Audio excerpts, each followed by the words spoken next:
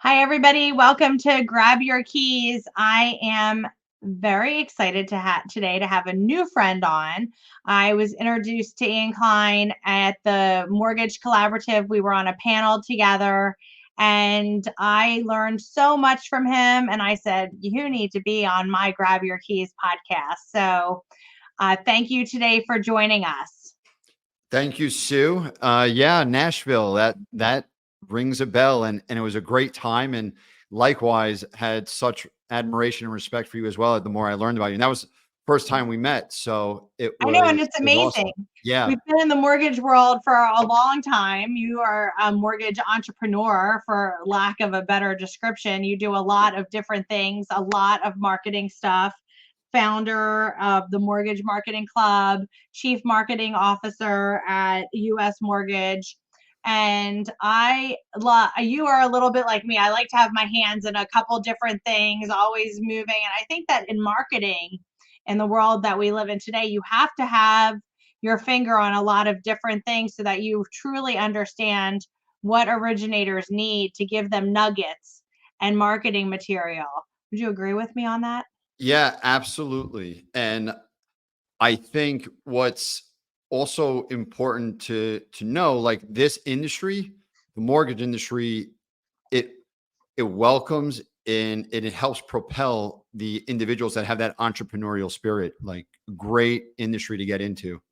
Right. Especially you are pretty much the CEO of your mortgage business. You are Correct. running everything for you, with your clients, with your customers. How did you get into this mortgage business? Yeah, great question, because the owner of the company that I work for, Stephen A. Milner, always says nobody ever says I want to get into the mortgage industry. It's No. always somebody drags you in. And I never thought I would want to get into it. And sure enough, I I know the owners, Stephen and his son Scott, for many years. We've been friends since we're about 15. And I had recently sold, I had a startup company that I sold. It was an energy company unrelated to mortgages. And I remember, we started talking after the sale, and he just simply said, "What are you going to do next?" I didn't know. And all I did know was I needed to take a 6-month break. I disappeared for a little bit. When I came back to reality, we connected again, and he had shared with me that he just joined his father's company, and he wanted to see if there was a way for me to get involved. And so I got pulled into the mortgage industry by my friend, which I'm sure like 90% of your listeners will agree. Absolutely. And you've been with the US Mortgage Corp for 11 plus years. So Yeah. it's not a little bit of time. And I think that when you do know the family and do know the owners, and that relationship connection does work, that friction in good times and in bad times definitely does work. Yeah, super helpful. I think even taking my relationship and my history out of the mix, the commonality that you hear from so many people that know them, and it's echoed by them, that they're just great people. And I thought I was coming aboard for like a 1-year stint. I signed an employment agreement 1 year, and I was going to help them with their marketing and their technology to put new stuff in place, a website, lead gen stuff. And sure enough, I it's over 11 years. Right. No, that's the way beautiful careers are made, and beautiful relationships and great companies. I know Steve very well, and I think he's an absolutely great guy. Um, what do you feel your three keys to success are? Yeah, and I'll name them, and then if you wanna go into them, I want I to go think. into them. That's what I Oh, want. okay. I want golden nuggets. So let's name them and then let's go into them, or we'll do Okay, each so let's one, whatever share. you want. I got my Sharpie right here. Okay, my 3, and super important to me, number 1 is organization. I live and die by my calendar, and I know there's plenty of people that are like that. I'm the type, I don't understand the flip side to that, the people that don't use a calendar, that don't I set the agree. appointments. So organization for me, meaning that I'm very structured with my setting my days, my weeks, my months up by the calendar. Number 2, I like routines. And I know for me, knowing the day in advance, a week in advance, knowing that on this day and I always do this in the morning. Like I love having that structure that I know Monday, I have my Monday morning routine after the weekend. I block out my calendar. I don't allow any appointments from like 8 to 10. That's my time to unpack my inbox, go through things and structure for the week. And I have a call with my team every Monday morning. Like I have to have my routines and it's flexible. Like there's times when I'm not on those routines where something happens, but I know I got to come back to my, if it's Monday afternoon and I wasn't able to do my morning routine, I can come back to it and check that off my list. So I I love to have routines in place. The third one, I think, super important is adaptability and flexibility. That having the ability to say, okay, something came up. That is my Monday morning routine. I need to make this a priority now and being able to accommodate that instead of saying, "Oh no, sorry, that's your only time you're available. I can't do it." So, being able to be flexible and have that adaptability to quickly change on the fly, I think are three super important keys to my success. Yeah, I love all of those, and I agree with you on all of those. So let's just go back for one Yes, second, or for more than 1 second, for organization. That was the first thing that fell off your tongue, was that's number one. organization. Live and die by the calendar. How do you stay organized besides, and how do you keep track of what's on your calendar? Do you have an assistant putting stuff on your calendar? Do you keep track of your calendar? Do you have different colors on your calendar? How you're handling lots of different things. How are you keeping it all organized? Give us some nuggets. Yeah, absolutely. So, what's so great about everything now is, you have your phone, you have your iPad, you have your laptop, and it's the same calendar on any device. So, I could be out, I have my laptop, I don't have my I have my phone. Any device that I have has that calendar. I'm big on setting the alerts, but by default, I always have two alerts. And I will set something up that's an hour in advance and 5 minutes in advance. I don't want to get the alert at the start of a call because Right. if I'm running late, I can have the courtesy to reach out to the other individual and at least say, "Hey, I'm sorry." And I could shoot an email while you're on another call or a text and reach out and say something. I'm running late. Can we start 5 minutes late? Does that work for you? And I think you have to take advantage. There's the drop downs. You can add multiple alerts. Yeah. What I do for something that I put in advance, if I know like I'm doing a 6 month review of somebody on my team that's new to the team, I'll set up the alert. I'll add a third alert to it and I'll put it in like 2 days before. And then Right. it gives me 2 days to start. Oh, you know what? I need to start getting this in place because I need to go through such and such to get ready for that appointment. Because I like to be prepared. I don't want to walk into a meeting that's 6 months later, like, so wait, what were we doing Right. You definitely do like to be prepared, because I was on the yeah, panel with you. You were very prepared. yeah. So you have children. Do you schedule your children into the schedule? Do their activities go on there? How does the great dad that you are, Mhm. manage it all? Yeah, I think I could like everybody would probably say I could always do better, right? You always need to make the time. I don't, we've implemented a new rule, right? My wife, my better half got real strict with the new rule because I'm a workaholic. I'll sit in my Me office till too. like yeah, you'll fall asleep at your desk, right? And I was that type that I love to work. I love to take care of tasks, check things off. And the new rule was you're stopping at this time and we're coming out. We're starting dinner. We're having dinner early. I have two little kids, so at least they're able to fall asleep. And then I could always come back on the days where I say, you know what, let me go back in my office. And, I've created my office where it's kind of like an all in one place. I have a TV over here. I have, it's comfortable, right? It's Right. cozy. I can multitask and still do work. So, um, I think, and that comes back to that organization and the routine. I know every day at this time during the week, I'm stopping and I'm coming out of the cave and coming to say hello. Right, because I Um, think it's difficult now that people are working at home more often, like you're working for at home. And I think having those organizational skills while working at home is super important of making those time block schedules of coming out for dinner.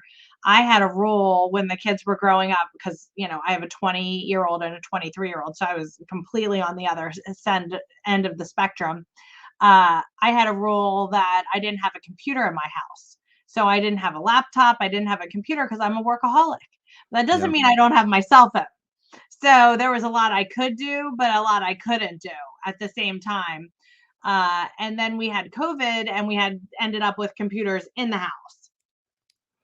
And now you So can't get them out. I can't get them out of the house, but they're in the attic and I don't like for my house and I don't like to go in the attic. So, but okay, second thing, routine. Well, you touched a little bit about like your routine of coming out of the cave at 5 or, to get the kids under control, eat as a family, which I think is super important. You know, what do you think is the most important structure part of your routine?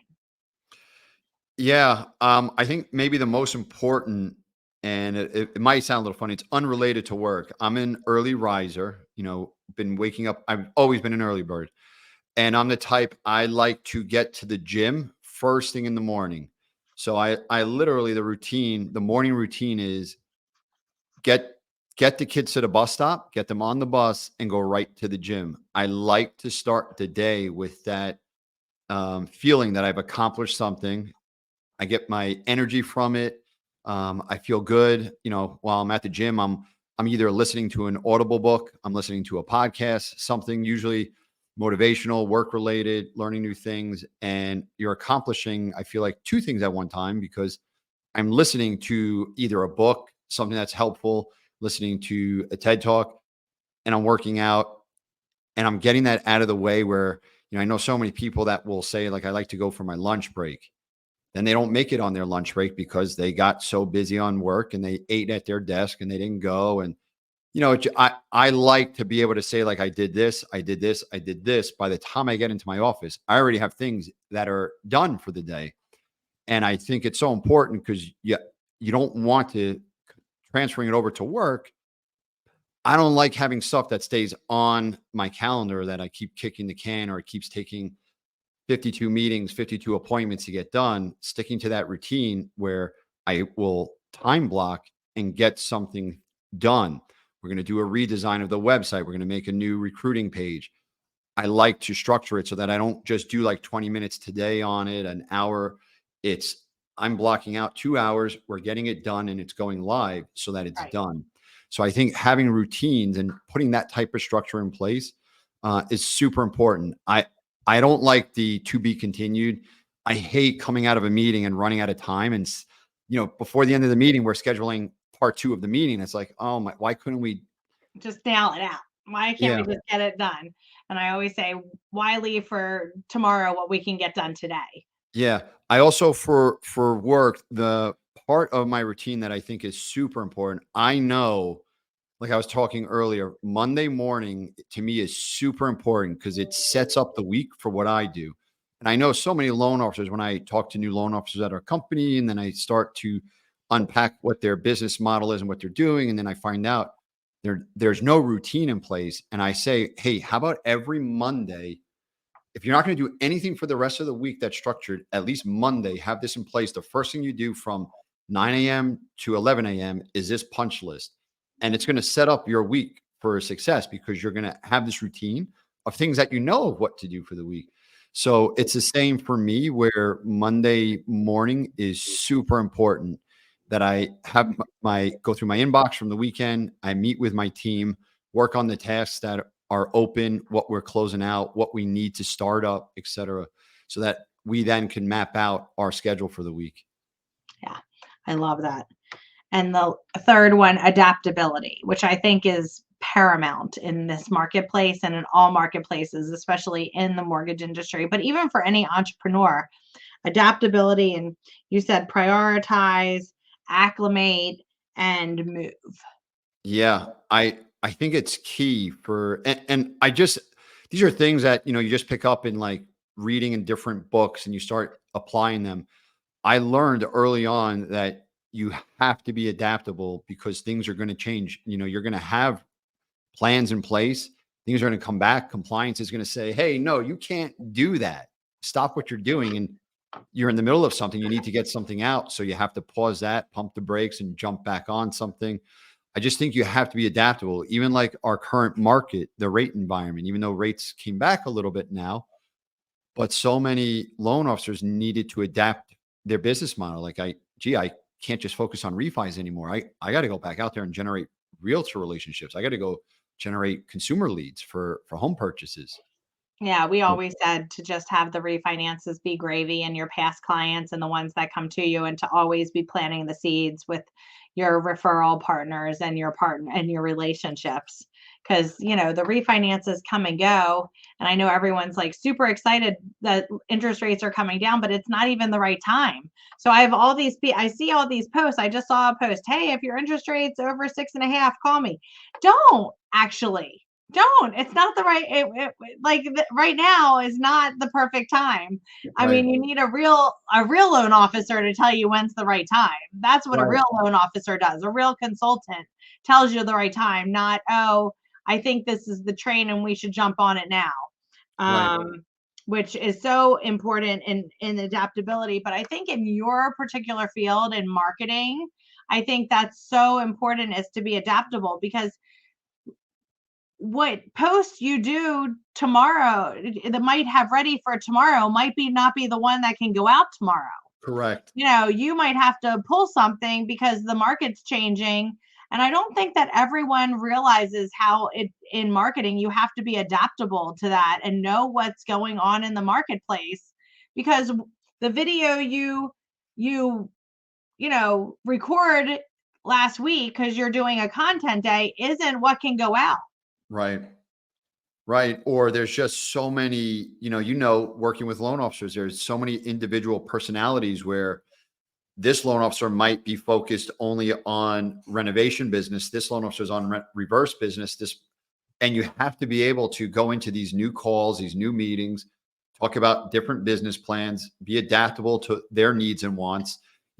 We have loan officers that don't embrace a digital marketing plan and they want to stick to the traditional methods. And I have to be adaptable to that. It's my job to try to convince them, persuade them that there's all these digital tools that you should take advantage of. And here's how we can generate other business.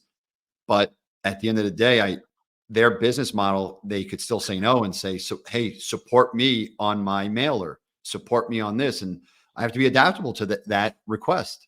You're right. And I was dealing with that last week. I was like, God, you're just not going to listen to me. You're going to buck it. And you know what? It's up to you to buck, because if you're, not performing to our standards in the next 6 to 12 months, you won't be here. But it will Right. be because you didn't listen to everything. I'll do your mailer, I'll do your tools, I'll do all that stuff. But if you can't even put your sphere of influence around, what you're doing, and at least let people know that you're an originator, where like who's going to give you business if you're not going to tell your sphere? Right. I think a big thing right now, and I'm seeing it with the loan officers that I talk to, is they're becoming more, their adaptability, they're embracing more. I remember like 3 years ago, so many loan officers not wanting to do anything on social media. I don't want to make an announcement. I don't want to tell anybody I'm in mortgages. Your Facebook has your about section, Yeah. LinkedIn has your about section, Instagram, you can advertise. And I would see on their profiles, nothing was ever mentioned that they were a loan officer, that they worked at XYZ bank. And I would just scratch my head like, these are your friends and family, like your direct connections. Like, you should want to be their first person that they're going to contact for a loan, for a realtor. Take advantage of that. If you're not reminding them, they're not remembering, right? Like, so many times as loan officers, loan officers hear it all the time that, gee, you go to a party and they're talking about how they just did a refinancing. You're like, wait a minute, what? Why didn't you call me? And it's like, oh, I totally forgot that you do mortgages. And so it can't just even just be about putting that post that, I mean, the about section, it's making those posts, putting stuff out there. So what's great to see now, there are loan officers that are coming around and they're embracing it and they're getting more active on social media. There, we still have that our company, like, how you were just mentioning, we still have the holdouts that, nah, this social media thing's not going to last, Yeah, and so that's not the case. I have a question for you. How do you deal with the originator that thinks that they should just get business because they post a couple times a week and that should be enough? That it's yeah, not the interact that's all they have to do. I all the time, or at least once or twice a month, I have an LO call me. Hey, I did what you said, Ian. I made a reel. I spent 5 hours doing it because I don't know how to how you add all that fancy text overlay on the reel. I did it and I got 0 leads. So this social media thing you talk about doesn't work. And I'm like, well, how many times did you post? What did you write? What hashtags did you put? What did you write in the captions? Did you select trending audio? Did you Did you make have the a call audio to action? right? Did so forth. I go through my punch list. I'm like, you know, you only did one of the items. It was great that you created the content. You just didn't put the extra steps into it. But when I do these calls, so I learned early on years ago that I don't want to just say, hey, here's the plan and have it very big. I like to get very detailed. So I approach those calls when I do work with one of our loan officers. Here's what you need to do. Here's all the steps. By the way, you're probably not going to get a single thing out of this for the next 3 months, 6 months, a year directly. It's the indirectly that you should be more focused on. Indirectly, when you're talking to somebody at a networking event, the realtor most likely is going home the next day. They're going on your Facebook, they're going on your Instagram, they're going on your LinkedIn and seeing if you exist. Okay, you exist. When they find you, then they're going to see, gee, how many reviews? How often do you post? Are you active? What do you post? And they're getting a sense like, okay, this is somebody who I want to work with. I connect with them. You know what? And I always say, it doesn't have to be work, work, work, work, work. Post personal stuff, Yeah, use the stories, post, save the stories for I post my kids all the time in my stories. And I have realtors that, that know me and comment all the time. They're so cute. We spend so much time with them, et cetera, that they form that connection with you. And then when they have an opportunity to redirect business, hopefully they do. you're who they're reaching out to. And it's Yeah, that indirect social proofing that is going to get you the business or help you win the business. And yeah, whatever direct business you get from post is gravy. And absolutely. you have to show the platforms. Like you can't just hop on and use it once or twice. And Instagram is going to be like, oh my God, Ian, thanks so much for making content. Let's push you out to all the non-followers on the Discover page. Like you have to build up your reputation, your rank, your credibility. The algorithm needs to see, are you making the minimum amount of posts per month? Are you engaging? Do you reply back in a decent time, et cetera? So I always go into when we have a new LO that wants to jump on board social media. I go through all this and set them up. So not to say that they don't still reach out like, hey, you lied. I didn't get Yeah, any, but I minimize it. Or when they do call, I'd be like, wait a minute, Sue, calm down. Remember when we met? I gave you the warning. You're going to have to do it for a bit. So, and they're like, okay, yeah, yeah. you did. Right. So and that leads me into the next thing of the mortgage marketing club. What is the mortgage marketing club? I've had the Yeah. pleasure of being on it, so I Yeah. know, but I want our Yeah. listeners to all know and to go on and become a member of it. Yep. And still our most watched playback is SueMeitner. And you did a great job talking about Woo! branding yourself. So Mortgage Marketing Club is a Facebook community started for loan officers, realtors, mortgage brokers, individuals that are in this industry that act as a marketing assistant. And we post and share best practices, tactics, lead gen strategies at work. I had a thing where I was going out and I was videotaping. I was going to open houses. I was trying a new strategy and I was recording all of it. And we posted that strategy up in the club. And I love it's that. cool because we're helping a lot of newbies in industry or even veterans that, gee, I never thought of doing it with that approach. And we're offering this, there's no sign up for this program. It's just a let's share. It's a collaborative. A lot of people reach out to me and ask me for help. And when I fit them in, I'm more than happy to help. Especially now in the industry, it's everybody who's still in it. That we're surviving and thriving, coming out of it, and whatever I could do to help. That's the premise though of Mortgage Marketing Club. Just a collaborative think tank, share best practices for mortgages. And if somebody wanted to become a member of that and join, how would they do that? Yep, for 9.90. No, I'm only kidding. Mhm. You go to Facebook and you type in Mortgage Marketing Club. The group will pop up. Just, you have to you have to let us know if you're in the industry, if you have an NMLS ID. We try not to let spammers in. The other thing, it's a safe environment, I think is what's really I good. There's love no that. branding, there's no recruiting allowed, and there's no rate talk. You could ask for like rates, if something like, hey, these are my rates. Am I way off? But there's no just posting about rates and bragging or anything like that. But I think, and we do a great job of monitoring it. We've had to kick a few people out. I've had people message me, so and so is, trying to recruit me. I thought this was, safe. Non-recruiting. Yeah. So we're strict on that. I didn't want it to be that people didn't want to join because they didn't want 20 recruiters in. And so we usually do a good job of screening the accounts and we don't let recruiters in. A Trixie, little puppy's like, I want I'm out. boring I her. want Yeah. out. I want out. She's Okay, a mortgaged couple more. out. I just need her to be super good for a couple more minutes. And she's being super good. What who do you admire? Yep. So it's a great question. I have my list, I love listening to Alex Hormozy. I just got done listening to his new Audible book, $100 Million Leads. I love listening to Simon Sinek. Love. Yeah, Know I your just, why. yeah. And I'm a nerd. Like I've listened to it multiple times now. I feel like every year I just like to revisit it and listen to it again. You learn His something different. Yeah, you just, what, you hear something that like you didn't catch or something that's more relative now. It's because of Uh, what stage in life you are in different stages yeah, of your different things. absolutely. The other that, I will say that I got introduced to this year, she's in our space. So I'll share hers because it's in the mortgage space. Laura Brandow, and she's with Equity Prime, and she's part Yes. of the 2020 Vision for Success Yes. platform. And she was my coach this year.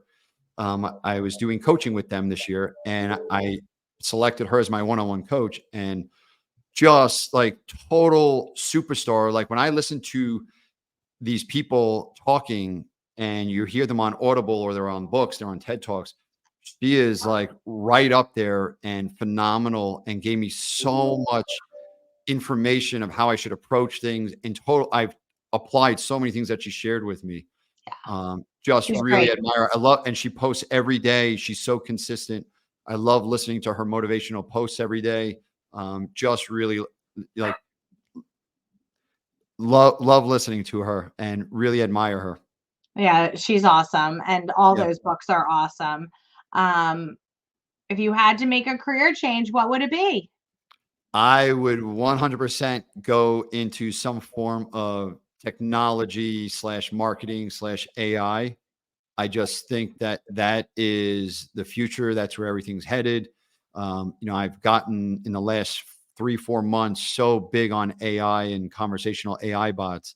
I just think what's coming is unbelievable. It's a great time to be in the business because if Yeah, you're embracing AI and technology, it's not that you're gonna not it's not that you're not gonna survive if you don't have it. It's just you're not gonna be as fast, you're not gonna be as correct. sharp, you're not gonna be where you need to be to get to the next level. It's the next level players who are using AI. Yeah, it's just, you know what? I always say it's my sidekick, like how I Yeah. joke around. And because I've gotten to the point now where I've created prompts and through with different automation tools that I use, how it's doing tasks for me now, and Right. it's, like, unbelievable, whereas in the past, you wanted to grow and scale what you were doing, you had to hire an assistant. I'm paying $20 a month for GPT-4, which I think you're crazy if you don't get on the wait I list and get. agree. I have GPT-4. Yeah, and the integrations and get the plugins, put CapCut in there, there's so many plugins, and it's like, wow, for 20 bucks a month, or, $60,000 a year, right? Like Yeah, and the budgets this year, I'm sure you're working with it too. Our budgets this year got slashed, so I think this is the new norm though. And it will be the new norm, I believe. yeah, you Too. have to learn AI, you have to learn prompts. It's gonna be great. 2024 is gonna be great. Speaking of 2024, what is in the future for Ian?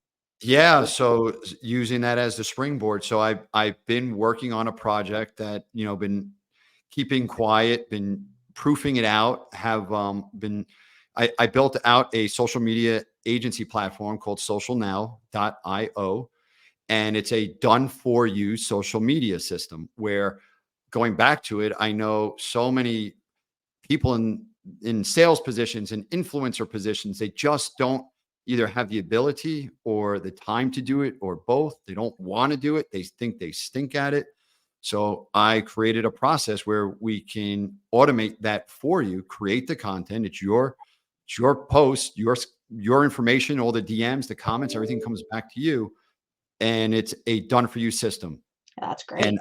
yeah, so we're getting ready to we've kind of like soft launched it. We have our subscribers. We're getting ready to make a splash in 2024. Well, we can't wait to see that. And thank you so much for joining us. You are amazing. I'm so glad that our paths crossed. There is Yes. always a reason that we are on a panel together. I respect everything that you're doing, and I love you being part of my peer group. So, thank you so much for being on Oh, Grab Your Keys today. thank you for having me on, Sue. Really appreciate it. Thank you so much. If people, so we know that people can get in touch with you by being at the Mortgage Marketing Club, and they will be grabbing their keys to get onto Facebook to get to you. So everyone, thank you for joining. If you have a need for chatting, just comment below and we will get everyone in touch with each other, and look forward to the next Grab Your Keys. Have a great day. Thank you, Sue. Thanks.